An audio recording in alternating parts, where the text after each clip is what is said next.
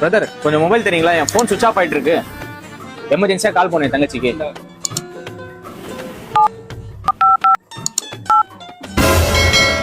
என்ன பிரதர், என் தங்கச்சி நம்பர் உங்க மொபைல்ல சிஸ்டம் சேவ் பண்ணி வச்சிருக்கீங்க? Calling is either switched off or not. Phone சுவிட்ச் ஆஃப்ல இருக்கு பிரதர். எங்க அம்மா கால் பண்றேன்.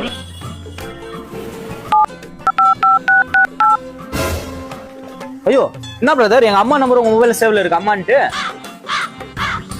The number you have dialed is currently busy. பிஸில இருக்கு பிரதர். Please try. எங்க அப்பாக்கு ட்ரை பண்றேன்.